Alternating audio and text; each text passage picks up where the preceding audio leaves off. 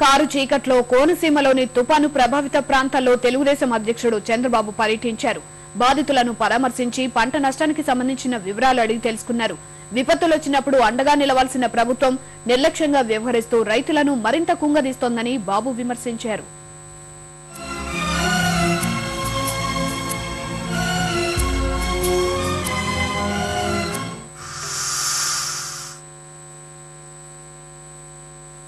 Helen తుపాను కారణంగా తీవ్రంగా నష్టపోయిన తూర్పుగోదావరి జిల్లాలో తెలుగుదేశం అధ్యక్షుడు చంద్రబాబు నాయుడు పర్యటించారు. నేల కొరిగిన పంటలను అర్ధరాత్రి వరకు పరిశీలించారు.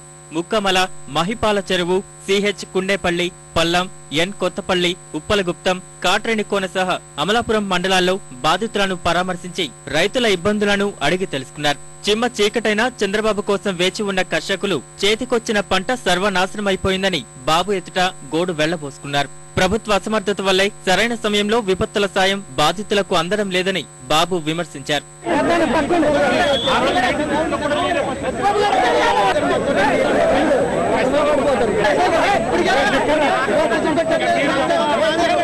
దారంతో చీకటైనా పంట పొలాలు చూస్తూనే వస్తున్నాం. ఎక్కడ చూసినా పంట ఎక్కడ నిలబడలేదు.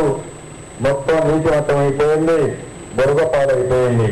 దగ్గర 5 లక్షల ఎకరాల్లో ఈ జిల్లాలో వరి పంట కానీ అదే మాదిరిగా అరటి తోటలు పూర్తిగా నష్టపోయినాయి, కాయగూరలు కూడా నష్టపోయినాయి.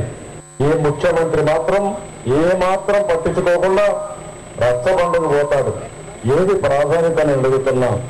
కారు చీకట్లో ఉండే మీకు న్యాయం చేయాలన్నా, ఇబ్బందుల్లో ఉండే రైతులను ఆదుకోవాలన్నా, ఏదో రచ్చబండకు పోయి ఏదో ఉపన్యాసాలు చెప్పేసి వెళ్ళిపోవడానికి పోతున్నామంటే ఒకసారి బాధ కలుగుతుంది, ఒకసారి కోపం వస్తుంది.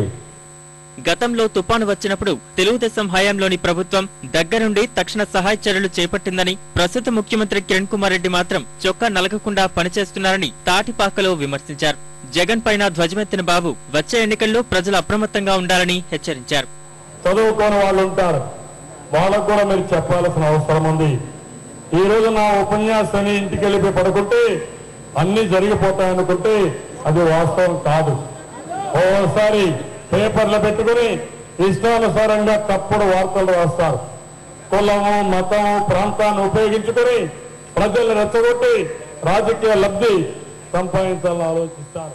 నేడు పశ్చిమ గోదావరి జిల్లాలోని పాలకొల్లు, నర్సాపురం, భీమవరం, ఆకివీడు మండలాల్లోని తుపాను ప్రభావిత ప్రాంతాల్లో చంద్రబాబు పర్యటించి ముఖాముఖిల ద్వారా రైతు కష్టాలు తెలుసుకోనున్నారు.